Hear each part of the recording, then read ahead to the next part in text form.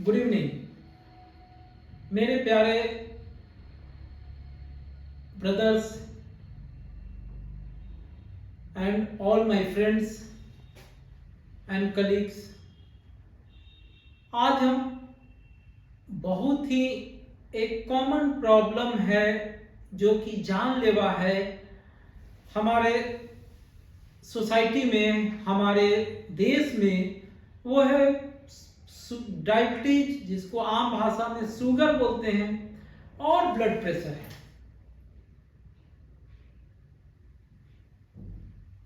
India को आज diabetes capital बोला जाता है और हम इसे बोलते हुए थोड़ा सा भी गिल्टी फील नहीं करते, जैसे कि कोई अच्छा चीज हो रहा है। इंसान जब अपने हाईली प्रोडक्टिव फेज में होता है, हाईली प्रोडक्टिव फेज बोले तो जब वो 35 साल से ऊपर की आयु में पहुंचता है, एक आम भाषा में एक इंसान की हाईली प्रोडक्टिव लाइफ 35 से शुरू होता है और 55, 60, 65 तक जाता है। हमारे यहाँ जब इस हाईली प्रोडक्टिव स्टेज में पहुंचते हैं तो लोग शुगर के, ब्लड प्रेशर के शिकार होना शुरू हो जाते हैं और उसके 8-10 साल बाद परिणाम उनको उस शुगर और ब्लड प्रेशर के कारण उनके इंड ऑर्गन डैमेज शुरू हो जाता है। इंड ऑर्गन डैमेज मतलब कि उनका किडनी, हार्ट, ब्रेन, ये सब पे इफेक्ट होना शुरू हो जाता है और आगे के 8-10 साल बाद मौत हो जाती है।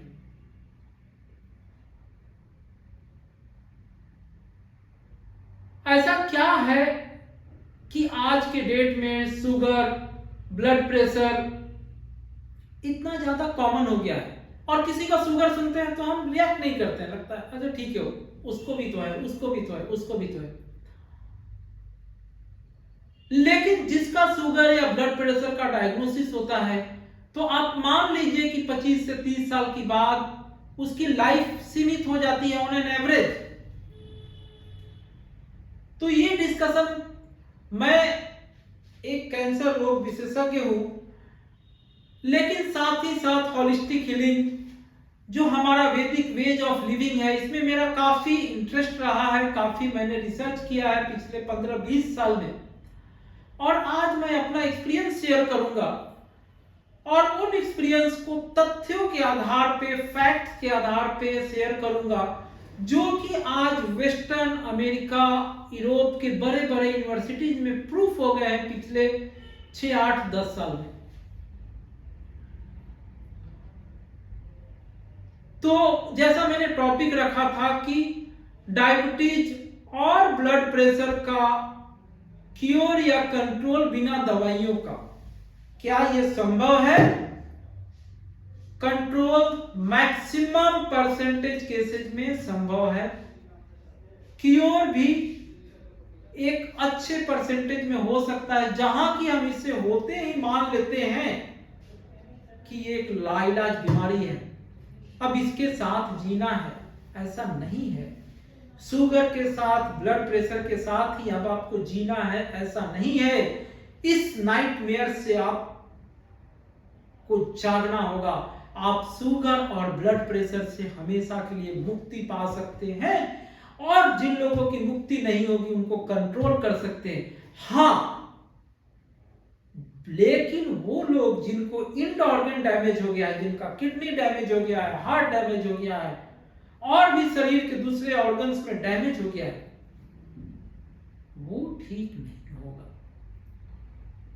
कोई मकान पूरी तरह से जल गया है तो अब उसमें फायर ब्रिगेड आके अगर पानी देगा तो जो जला हुआ राख है वो और गीला होगा, अब वो वापस नहीं आएगा। तो जिनको शुगर के कारण, ब्लड प्रेशर के कारण, जिनका अभी ऑर्गन्स अंदर के शरीर के इंपॉर्टेंट हिस्सा जो कि किडनी, लीवर, हार्ट ब्रेन अगर डैमेज नहीं हुआ है उनमें क्योर की बात हम कर सकते हैं। बोलना बहुत आसान है, बहुत ही सिंपल टिप्स है, लेकिन आज के दौर में उसको फॉलो करना बहुत मुश्किल है। मुश्किल नहीं, बहुत मुश्किल है। मैं खुद उन नियमों को बहुत बार नहीं फॉलो कर पाता हूं जब सोशल गैदरिंग या जब इंटरनल टेम्पटेशन होता है। तो कुछ चीजों को मैं रोचक तथ्यों से शुरू करता हूं कि मैं एक कैंसर का डॉक्टर होने के इन चीजों में क्यों इंटरेस्ट हूं। मैं पिछले 20-25 साल से योगा करता हूं। 2017 के आसपास मुझे थोड़ा अनइचनेस लगना शुरू हुआ तो मैंने चेक कराया तो मुझे ब्लड प्रेशर निकला।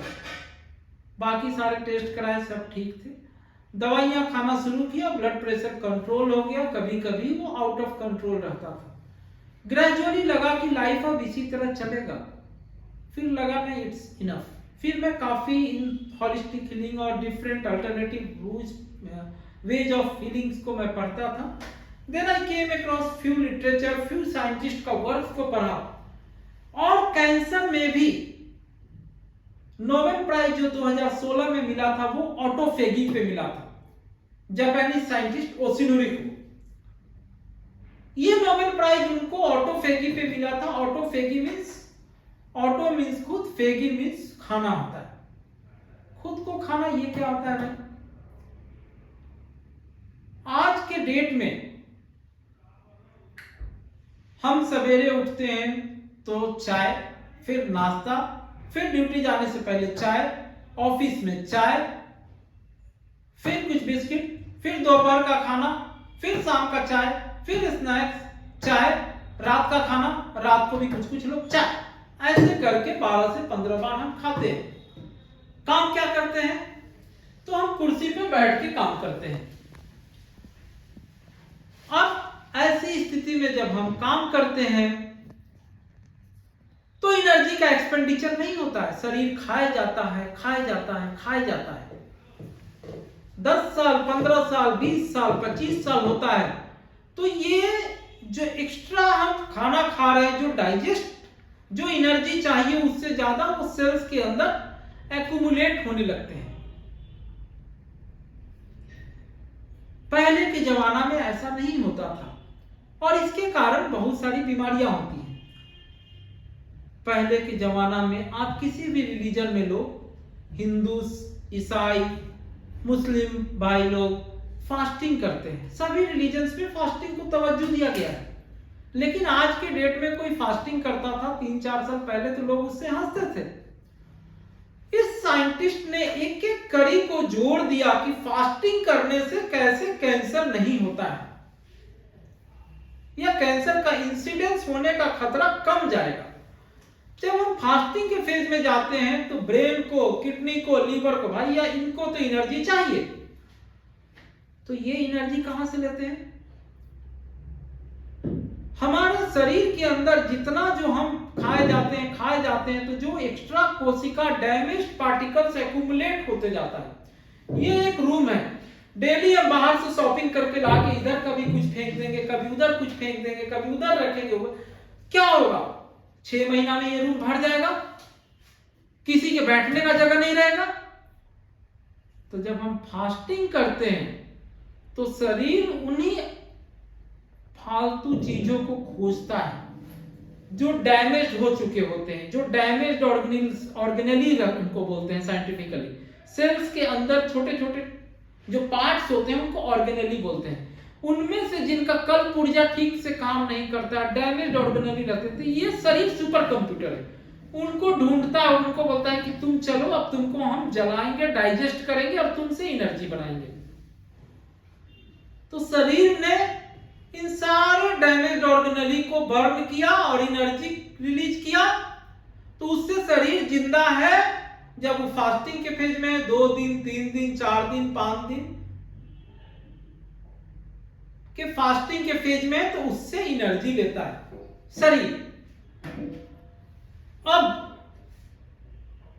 जितने डैमेज ऑर्गेनेलिज थे वो रिएक्टिव ऑक्सीजन स्पीसीज वो कैंसर कारक रहते हैं। किसी भी जगह पे कचरा को आप भरते जाइएगा तो वो नुकसान करेगा। तो शरीर ने फास्टिंग के दौरान वो सारे ऑर्गेनेलिज को खत्म कर दिया और वो शरीर रीजुबिनेट हो गया, रीजुबिनेट, फिर से एक नया रीबर्थ किया। जैसे कि दिवाली में हम अपने रूम को साफ करते हैं तो रूम हल्का हल्का लगता है। तो इस साइंटिस्ट को नोबेल प्राइज मिला इस सिंपल सा फिजियोलॉजी के डॉट्स को कनेक्ट किया तो उनको नोबेल प्राइज मिला। तो इसको ऑटोफेगी बोलते हैं। अब ठीक है,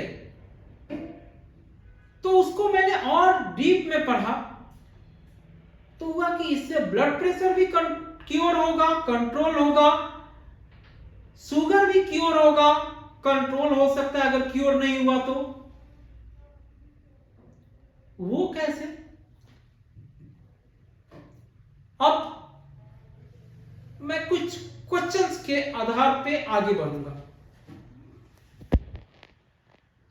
आज के जमाने में शुगर, ब्लड प्रेशर इतना कॉमन क्यों हो गया है? पहले नहीं होता, आज इतना कॉमन क्यों हो गया है? इंडस्ट्रियल रेवोल्यूशन पिछले 200 साल में आया है, 250 साल में।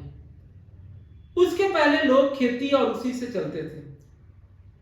और उसके पहले अगर हजारों साल पहले जाएंगे तो लोग, हम जो ह्यूमन बीइंग थे वो शिकारी थे। शिकारी होने का मतलब कि इतना तेज शिकारी सब लोग नहीं था। किसी को 2 दिन 3 दिन में एक शिकार मिला, नहीं तो भूखे हैं। फिर शिकार मिला तो 2-3 दिन खूब खाया, नहीं तो फिर भूखे हैं। फिर शिकार मिला तो फिर खाया, नहीं तो फिर भूखे हैं। तो हम लोग जो ह्यूमन बीइंग है वो पैलियोलिथिक जीनोम जो है, हम लोग का शरीर ऐसा बना हुआ है कि आपको जब खाना है तो 1 दिन 2 दिन खूब खाइए, फिर आप भूखे रहिए। एक फेज है जिसमें कि आप भूखे हैं। पहले के दिन में, ठंडे के दिन में लोग गुफा में चले जाते थे और बहुत दिन तक भूखे रहते थे। तो हमारा शरीर फास्टिंग और फीस्टिंग के लिए बना है। लेकिन जो जीनोम, हमारा जो डीएनए हजारों साल से, लाखों साल से चला रहा है, उसको पिछले 200 साल में हम इतना तोड़ मरोड़ दिए हैं कि शरीर उसको अब एडजस्ट नहीं कर पाया। कैसे तोड़ मरोड़ दिए? जब इंडस्ट्रियल रिवॉल्यूशन आया, रिफाइंड फूड्स, रिफाइंड चीज आने लगे, और तब हम घड़ी देख के अब खाना शुरू किए। घड़ी देख के सवेरे उठ गए, चाय, फिर नाश्ता, भूख लगे या नहीं लगे 12-1 बजे फिर कुछ, फिर 2 बजे का लंच, फिर 3 बजे का चाय, फिर 5 बजे घर पे आए, 6 बजे घर पे आए तो फिर नाश्ता, फिर रात को खाना। खाए जाओ और बैठ के काम किए जाओ। तो अब खाए जा रहे हैं तो इससे शुगर क्यों होगा भाई? मेरा शुगर लेवल तो चेक करा है, शुगर लेवल ठीक है, तो हम शुगर से, हम क्यों प्रोन है शुगर से? या हमको ब्लड प्रेशर क्यों होगा? खाने से तो ब्लड प्रेशर नहीं सुना है नमक खाने से ब्लड प्रेशर होता है ज्यादा, हम नमक नहीं खाएंगे। अब क्या होता है कि जब आप परसिस्टेंटली खा रहे हैं, लगातार खा रहे हैं 24 घंटे में 14 घंटा, 15 घंटा, जितना देर आप सोए हुए हैं उतना ही देर आपका मुंह बंद है, बाकी हर 1-1.5 घंटे पे कुछ ना कुछ मुंह में चला जा रहा है।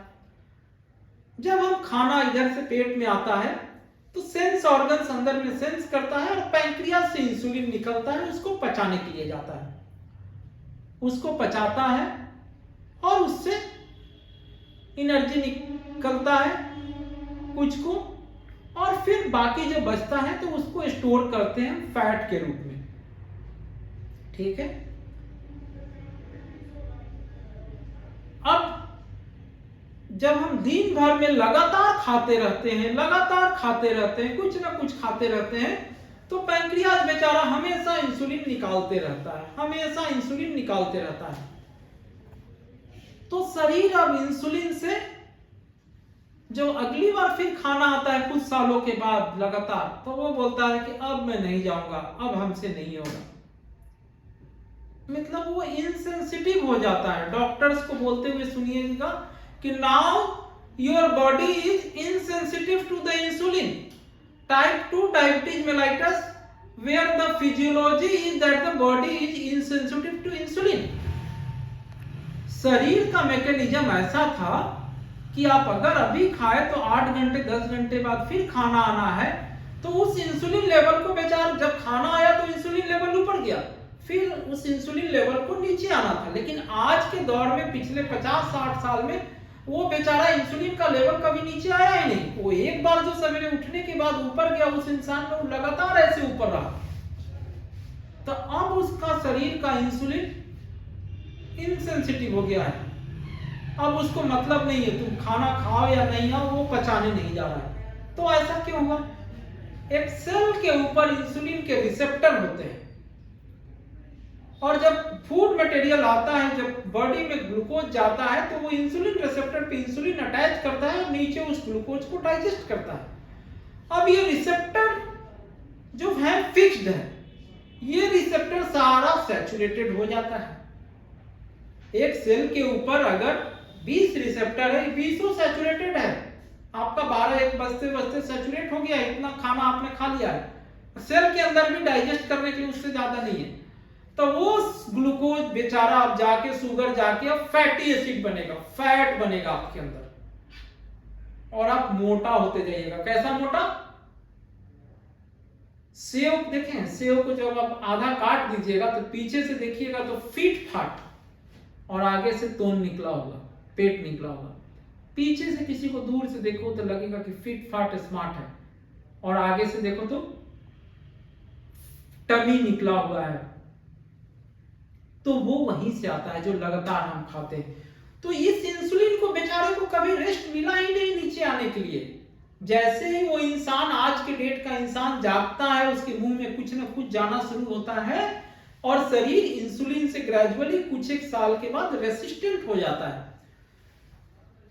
तब साइंटिस्ट ने स्टडी किया कि अगर हम इसको फास्टिंग मोड में रखें, इंटरमिटेंट फास्टिंग या time restricted eating. Intermittent fasting बोलने का मतलब है कि आप 6 से 8 घंटा के विंडो पीरियड में खाइए, 16 से 18 घंटा नहीं खाइए। पानी 24 घंटा आप पी सकते हैं, 16 से 18 घंटा नहीं खाइए। तो उस बीच में इंसुलिन का लेवल जो 16 से 18 घंटा में जब नीचे रहता है, तो फिर जब छठे और 6 से 8 घंटे के बीच में वो इंसान खाएगा, तो वो इंसुलिन अब सेंसिटिव हो जाएगा। अब वो जाएगा और ग्लूकोज को डाइजेस्ट करेगा एनर्जी के रूप में। जब हम फास्टिंग मोड में जाते हैं, तो जो शरीर का 24 घंटे में ग्लूकोज जो कि ग्लाइकोजन के रूप में रहता है, वो डाइजेस्ट होता है, और 24 घंटे के बाद फैटी एसिड्स का डाइजेशन होता है। ये एक अलग टॉपिक है वेट लॉस का। अगर हम इंसुलिन का लेवल जितना नीचे होगा, उतना शरीर सेंसिटिव होगा, और अगला बार जब हम खाना खाएंगे तो उसको उतना इफिशिएंटली वो डाइजेस्ट करेगा। बहुत ही आम भाषा में एक समझाते हैं। बहुत ऐसे जगह आप देखे होंगे, घर देखे होंगे, जहां बच्चों को गार्जियन डांटते रहते हैं, बात बात पे डांटते रहते हैं, बात बात पे डांटते रहते हैं। तो कुछ एक साल, अभी तो वो बच्चा है, वो डांट सुनते जाएगा सुनते जाएगा। कुछ एक साल जब वो टीनेजर्स में जाएगा बच्चा, हर बात पे उसका बाप डांट रहा है, हर बात पे। जब वो बच्चा टीनेजर होगा, तो जब उसका बाप डांटेगा तो हंसेगा, हा हा हंसेगा, सार्कास्टिक स्माइल देगा, उसके बात को नहीं मानेगा और करेगा। यही चीज जब आप अपने शरीर को बार बार खाना देते जा रहे हैं, बार बार खाना देते जा रहे हैं, तो वो अब इंसुलिन से लेमैन भाषा में थेथर हो गया। थेथर मतलब अब वो नहीं सुनेगा। तुम खाना खाओ नहीं खाओ हमको मतलब नहीं है। इंसुलिन अब उसके शरीर का इंसुलिन, क्योंकि रिसेप्टर सारे सैचुरेटेड है, इसके ऊपर जितने सेल्स के ऊपर रिसेप्टर है सब फिक्स हो गए अब, और रिसेप्टर को इंसुलिन को नहीं अटैच कर सकता है। और ग्रेजुअली इसको बोलते हैं इनसेंसिटिविटी टू द इंसुलिन। तो जैसे एक फादर अपने बच्चे को बचपन से ही बार बार छोटी छोटी बातों पे डांटता है, तो वो बच्चा जब 15, 16, 17 साल का होगा तो वो अपनी बाप के बात को नहीं मानेगा, और उसके हर डांट पे हंस के जवाब देगा या पलट के जवाब देगा। बशर्ते कि उसका फादर उसको साल में 2 बार डांटे। अगर उसका फादर साल में उसको 2 बार डांटेगा तो बच्चा 2 दिन तक टेंशन में रहेगा कि क्या हमसे गलती हुई है। उसी तरह अगर हम इंटरमिटेंट खाना खाएं, इंटरमिटेंट फास्टिंग करें, या टाइम रिस्ट्रिक्टेड ईटिंग साइंटिफिकली जिसको बोला जाता है, मतलब कि 24 घंटे की दिनचर्या में हम अपना ऐसा दिनचर्या बनाएं कि हम 6 से 8 घंटा तक खाना खाएं और 16 से 18 घंटा तक हम फास्टिंग फेज में रहें। 6 से 8 घंटा तक, बाप रे। डाइटिशियन का तो हम देखते हैं अभी अपने मरीज को बाहर से लिखवा के आते हैं, लगता है कि उनको एक आदमी रखना होगा उनको खिलाने के लिए। 2 कप सूप, 1 कप दलिया, 1 कप ये, 11:30 बजे ये, 12:30 बजे वो, मतलब मशीन है क्या यार, उसको कुछ ना कुछ देते रहो, कुछ ना कुछ देते रहो। टाइम रिस्ट्रिक्टेड ईटिंग अगर फॉलो करेंगे तो मैक्सिमम पेशेंट जो कि आज प्री डायबिटीज हैं, प्री डायबिटीज बोलने का मतलब कि जिनका फास्टिंग ब्लड शुगर 100 से 125 तक है, वो प्री डायबिटीज के रेंज में है। अब ये रेंज भी थोड़ा हास्यास्पद है। देखिए ये सब एक कंटिन्यूअस वेरिएबल है, ऐसा नहीं कि 125 को उधर हो गया तो एकदम डायबिटीज हो गया, 125 की इधर नहीं। डैमेज स्टार्ट आपका शुरू होना हो गया है 90 से ही, 100 से ही। ऐसा नहीं कि आप प्री डायबिटीज हैं तो आप इम्यून हैं, आपके किडनी, लीवर, हार्ट पे। और प्री डायबिटीज तो ज्यादा डेंजरस है, प्री डायबिटीज ज्यादा डेंजरस है। वो खुश रहता है कि अरे हमको तो कुछ है ही नहीं, हम तो अभी ठीक है, हम 2 समोसा, या जिनका शुगर नहीं है 90 है वो खुश है कि अरे हम तो अभी 2 समोसा और खा सकते हैं। तथ्य में देखिएगा कि जो जवान लोग सडन हार्ट अटैक से मरते हैं वो ना ही डायबिटीज के मरीज रहते हैं, ना ही ब्लड प्रेशर के। न्यूज में पढ़ते होंगे बड़े बड़े कुछ लोग जिम में मर जाते हैं, कुछ काम करते करते मर जाते हैं, कोई रिस्क फैक्टर नहीं रहता है। क्यों मर जाते हैं भाई?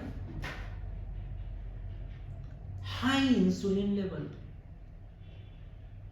आपके डॉक्टर साहब तो आपका शुगर लेवल हमेशा चेक कराते हैं, कभी इंसुलिन लेवल चेक कराते हैं? Due to persistently elevated high insulin level is the cause of heart disease, blood pressure and further diabetes. तो हाई इंसुलिन आज हमारे शरीर में क्यों रहता है? क्योंकि लगातार खाए जा रहे हैं, कुछ ना कुछ खाए जा रहे हैं, उस बेचारे को नीचे आने ही नहीं देते हैं। तो इससे ब्लड प्रेशर क्यों होता है?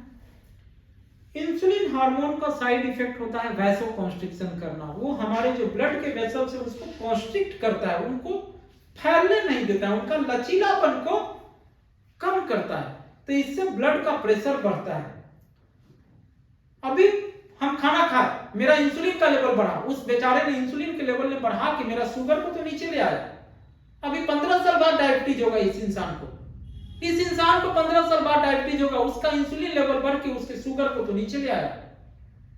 लेकिन ये इंसुलिन लेवल उसके ब्लड वेसल्स जो है उस पाइप को दबा के, जो हमारे अंदर के पाइप से इनको फैलने नहीं दिया, ग्रेजुअली इनको इलास्टिसिटी को कम कर देता है, इनके लचीलापन को कम कर देता है, और ये मरीज अब ब्लड प्रेशर का मरीज हो जाता है।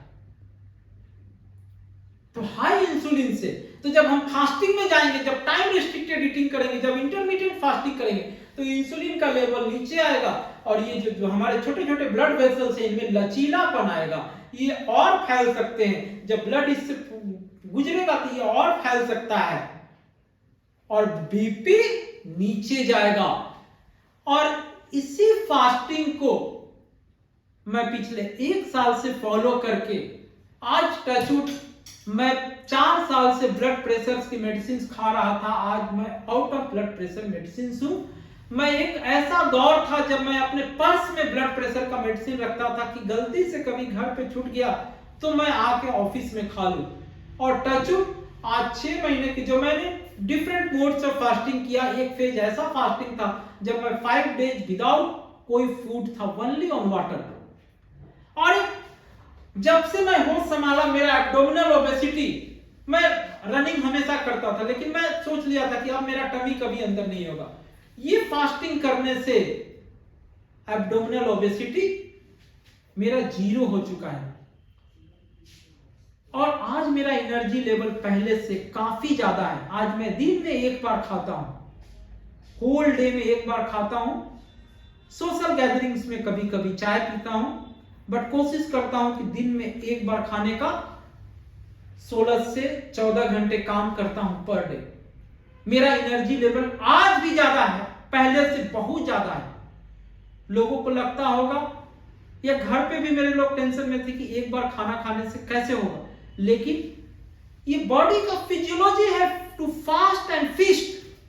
मैंने कैसे बताया कि हजारों साल पहले का जो डीएनए है हमारा, वो 200 साल में उसको हम इतना तोड़ मरोड़ दिए। वो हमारा डीएनए आज भी वो शिकारी वाला है, जो इंसान जब शिकारी था, जब आज शिकार मिला तो खूब खाया, फिर 3 दिन तक भूखे। और आज मैं 72 घंटे का फास्टिंग करता हूं, मुझे पता नहीं चलता है, वाटर पे पता ही नहीं चलता है, मेरा एनर्जी लेवल सेम रहता है। तो फास्टिंग करने से शुगर क्यों नहीं होगा, डायबिटीज क्यों नहीं होगा? क्योंकि आपका इंसुलिन सेंसिटिव होगा। मैंने बताया बच्चे और बाप वाला एग्जाम्पल, कि जिसको साल में 2 बार डांट पड़ेगा तो वो 2 दिन तक टेंशन में रहेगा बच्चा, और जिसको डेली डांट पड़ेगा 15-16 साल के होने के बाद वो बच्चा बाप का कहा नहीं मानेगा। तो उसी तरह 15-16 साल ये शरीर झेलता है, तब जाके डायबिटीज आपको इनाम के रूप में मिलता है। एक दिन में आप डायबिटीज अर्न नहीं करते, अर्न करते हैं, कमाते हैं। हम और आप डायबिटीज और ब्लड प्रेशर को कमाते हैं। कैसे कमाते हैं? हमने मेहनत करके जो पैसा कमाया उससे खाना खा, दिन भर में 2 बार खाना है, 1 बार खाना है, तो हम 8 से 10 बार खाते हैं। आप अपने सवेरे से एक बार काउंट कीजिए, डायरी रखिए कि आपने मुंह में कितने बार डाला है। छोटे रूप, बड़े रूप, खाना, मील, घड़ी देख के आज हम चलते हैं, भूख देख के नहीं, घड़ी देख के। तो फास्टिंग करने से, इंटरमिटेंट फास्टिंग से आपका इंसुलिन लेवल नीचे रहेगा, तो प्री डायबिटीज फेज में आपका ब्लड शुगर सेंसिटिविटी अच्छा रहेगा। और अगर जो डायबिटीज हो चुके हैं, ग्रेजुअली फास्टिंग करने से उनका इंसुलिन सेंसिटिविटी बढ़ेगा, और एक अच्छे परसेंटेज वाले का डायबिटीज वापस आ सकता है, वो हमेशा के लिए ठीक हो सकता है। शायद एक चीज मैं इधर बता देना चाहता हूं कि जो लोग ब्लड प्रेशर या डायबिटीज के दवाइयों पे हैं, वो अपने बिना डॉक्टर साहब के सलाह के कोई भी दवाई बंद ना करें, कोई भी दवाई। और फास्टिंग प्रोग्राम में जा रहे हैं तो उसे ग्रेजुअली जाना है, रैंडम जाइएगा। अगर 100 के स्पीड से कार चल रही है, सडन ब्रेक मारेंगे, कार ओवरटर्न कर जाएगा। अब सडन कल से फास्टिंग में जाइएगा, मैं 100% लिख के दे दूंगा कि 10 दिन के बाद आप फास्टिंग करना भूल जाइएगा और ज्यादा खाइएगा। फास्टिंग करने का तरीका है, पहले ब्रेकफास्ट को स्किप कीजिए, कोई एक, और जितने जंक फूड है, जितने डब्बा बंद खाना है, उसको एकदम अवॉइड कीजिए, उसको फेंक दीजिए अगर घर में है तो। जूस को एकदम अवॉइड कीजिए, जूस जहर है। क्यों? क्योंकि शुगर को ऐसे स्पाइक करता है। जूस जहर है क्योंकि वो शुगर को ऐसे स्पाइक करेगा, शुगर ऐसे भागेगा तो इंसुलिन भी ऐसे दौड़ के भागेगा उसको डाइजेस्ट करने के लिए। फ्रूट्स खाइए, कितने फ्रूट्स? 1 या 2, उससे ज्यादा नहीं, पर डे। ये नहीं कि सवेरे ग्रेप्स, दोपहर में एप्पल, शाम को बनाना, रात को फिर पंपकिन, इतना भी नहीं। फ्रूट से भी शुगर ऐसे भागता है। फ्रूट जूस जहर है, डब्बा बंद जूस जहर है। डब्बा बंद खाना पे तो मैं एक अलग टॉक करूंगा।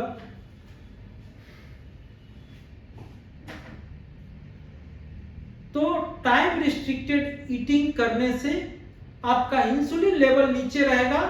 इंसुलिन लेवल नीचे रहेगा तो ब्लड प्रेशर वेसल्स को भी कॉन्स्ट्रिक्ट होने से रोकेगा, उनमें लचीलापन मेंटेन रहेगा और बीपी नीचे आएगा।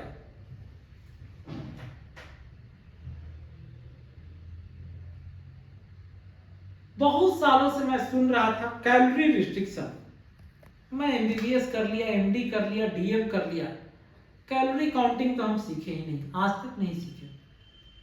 तो एक आम आदमी कहां से सीख पाएगा? कैलोरी काउंटिंग पॉसिबल नहीं है कि कितना खा रहे हैं। कैलोरी काउंट नोट नहीं है, रुपया नहीं है कि कैलोरी काउंट कर लेगा एक आम आदमी। लेकिन टाइम को काउंट कर सकते हैं कि कितने देर में हम आज खाए हैं, कितने देर में नहीं। कल हम कितने देर में, अगर हम 1 बजे दिन से खाना शुरू किए तो 6 बजे शाम तक खाना हमने बंद कर दिया।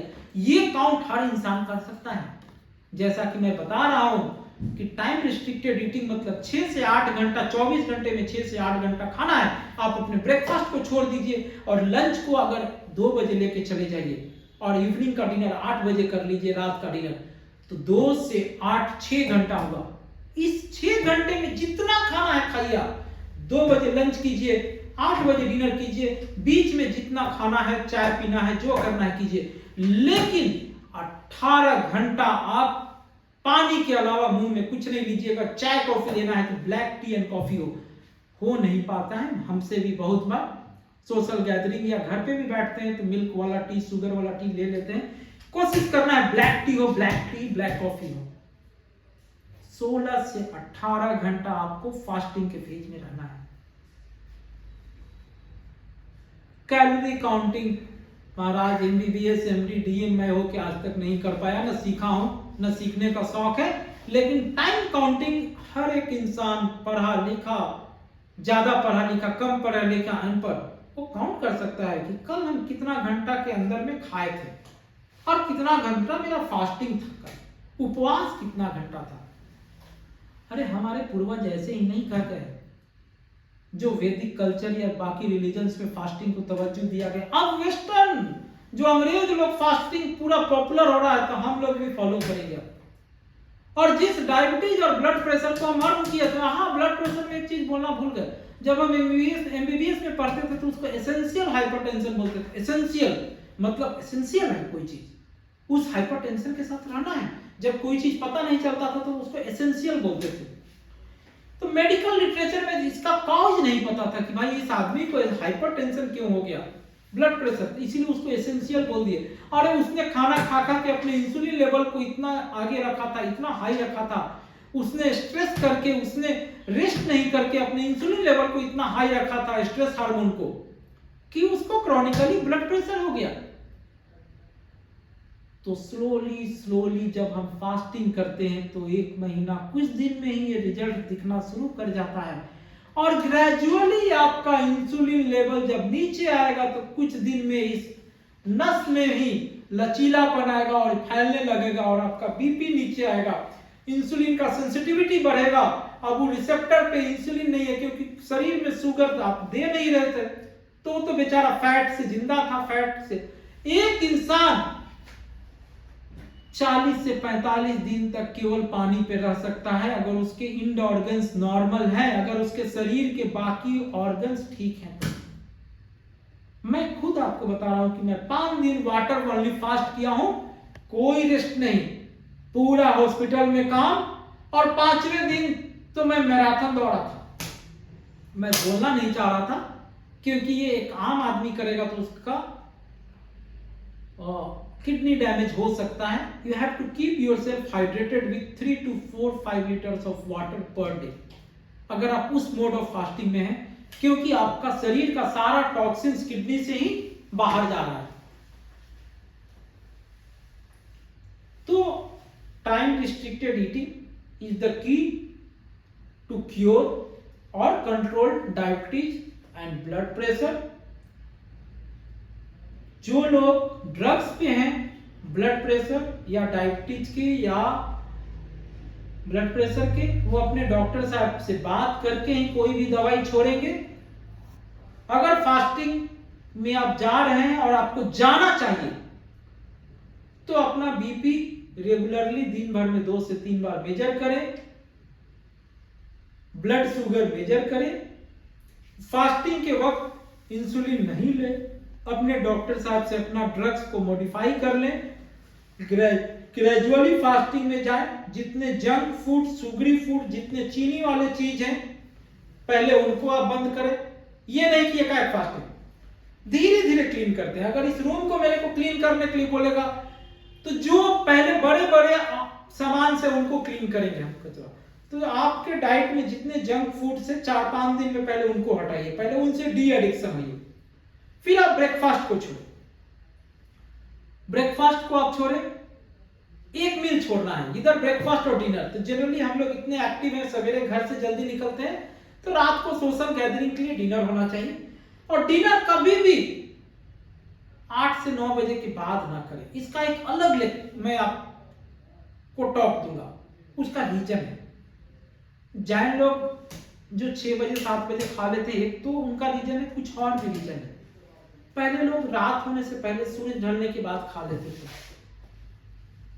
तो सवेरे का अगर हम ब्रेकफास्ट छोड़ देते हैं और अपना लंच करीब 1 से 2 बजे के बीच में करते हैं और इवनिंग का डिनर 8 बजे कर लेते हैं, 7 से 8 के बीच में, तो 6 घंटा का विंडो पीरियड है जिसमें हम खाना खा रहे हैं। 16 से 18 घंटा हम फास्टिंग में। ऐसा करेंगे तो शायद महीना 1.5 महीना में देखिए आपका HbA1c, fasting blood sugar, PP blood sugar, random blood sugar, आपका ब्लड प्रेशर बहुत एक परसेंटेज में, 100% लोगों का तो मैं नहीं बोलूंगा, बहुत एक परसेंटेज में कंट्रोल होगा और बहुत एक परसेंटेज में क्योर हो जाएगा। डायबिटीज में कुछ रेयर ग्रुप ऑफ डायबिटीज होते हैं जो टाइप 1 डायबिटीज होते हैं, जिनका पैंक्रियाज डैमेज होता है, जिसमें इंसुलिन का सिक्रीशन नहीं होता है। उनमें तो इंसुलिन मस्ट है, उनके लिए इंसुलिन लाइफ सेविंग है। और उनमें इंसुलिन 20-25 साल से उनको इंसुलिन की जरूरत होती है। शायद कुछ लोग में तो बहुत बचपन से ही, मतलब बहुत कम उम्र से ही। तो वो एक अलग ग्रुप ऑफ डायबिटीज है जहां पैंक्रियाज फैक्ट्री ही डैमेज है। यहां तो हम खा खा के ये इंसुलिन को इनसेंसिटिव बना दिए हैं। तो ये बेसिक से टिप्स को फॉलो करना है, बहुत बेसिक से। बोलना आसान है, अपने मुंह पे कंट्रोल करना इतना आसान नहीं है। और हमारा जेनेटिक मटेरियल अभी चेंज नहीं हुआ है, हमारा डीएनए आज भी लाखों साल पुराना वाला ही है। 200 साल में इंडस्ट्रियल रेवोल्यूशन ला के, रिफाइंड फूड, रिफाइंड ये ला के, और 10 बार चाय, कॉफी, बिस्किट, नाश्ता, खाना और पार्टी, ये वो, दिन भर में अगर काउंट कीजिएगा तो एक इंसान मुंह में 10 से 12 बार कुछ ना कुछ डाल लेता है। ये हमारा शरीर का डीएनए आज भी वैसा नहीं है। हमारा इंसुलिन फिर सेंसिटिव वो खो देता है, वो छोड़ देता है, वो थक जाता है। उसके सेंसिटिविटी को रिस्टोर करने के लिए फास्टिंग फास्टिंग फास्टिंग। टाइम को हम काउंट कर सकते हैं कि कितना देर आज नहीं खाएं। कैलोरी को मैं बताया ना, मैं बहुत पढ़ा लिखा नहीं हूं, लेकिन जितना डॉक्टरी पढ़ा हूं मैं भी आज कैलोरी काउंट नहीं कर पाता हूं कि 2200 कैलोरी क्या होता है। इन सिंपल स्टेप्स को अगर हम फॉलो करें तो शायद ब्लड शुगर और ये जो बीमारियां हैं, और जो लोग जो अकाल मृत्यु सुनते हैं कि ऑफिस में बैठे बैठे मर गया, हार्ट अटैक हो गया, और जिम में दौड़ते दौड़ते हार्ट अटैक हो गया, कोई बीमारी नहीं था। अरे कोई बीमारी क्या था, वो दिन भर खाते खाते उसका इंसुलिन लेवल हमेशा इधर रहता था, और वो इंसुलिन लेवल जो इधर रहता था उसके ब्लड प्रेशर वेसल को कॉन्स्ट्रिक्ट करके रखता था। कोरोनरी कैल्शियम स्कोर कितने लोग करते हैं, एकदम अलग टॉपिक है। सो time restricted eating, calorie restriction, time restricted eating, intermittent fasting करके हम डायबिटीज और ब्लड प्रेशर से इस देश को, अपने आसपास के लोगों को, पड़ोस को लोगों को, परिवार के लोगों को ब्लड प्रेशर और डायबिटीज से मुक्त या कंट्रोल कर सकते हैं। धन्यवाद।